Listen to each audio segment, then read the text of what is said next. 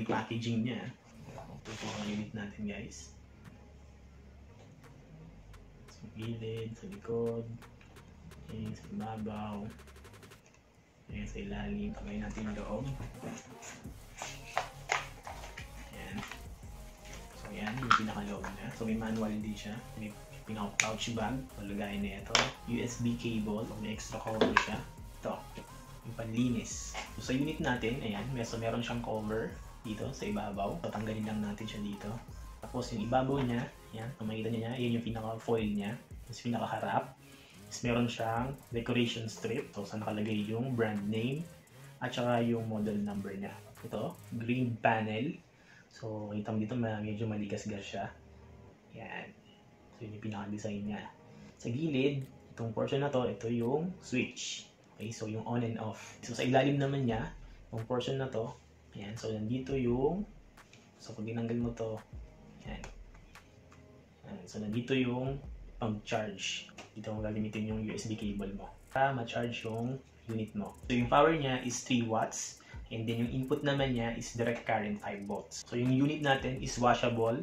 Okay?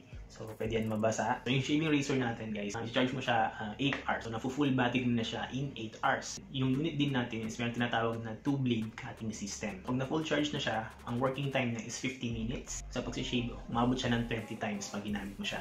So syempre, depende na yan kung gaano katagal din ginagamit mo yung shaver mo. So ito, meron tayong extra isa. Yan yung silver naman. Yung isa gold. Yan siya. So matatanggal itong ibabaw nito eh. Yan. Pag tinanggal mo yung ibabaw niyan. So yun yung pinaka-mga blade. So ganyan lang yan pag ibabalik mo siya. Ngayon, pwede na natin siyang i-test. Pwede natin on dito. Kung lang kung makakahit sila akin. Kasi kakahit ko lang din. So tutry natin dito sa balahibo. Kahit naman siya. Nakakahit naman siya.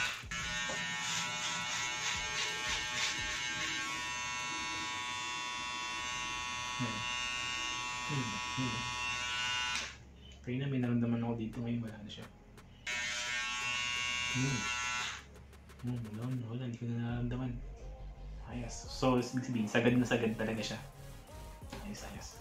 So yung mga baso, yun na-try natin siya. So okay siya. Sagad na sagad talaga siya. Halos di mo na maramdaman talaga yung mismong buhok. Okay yung unit natin guys. So maganda. Maganda yung unit natin.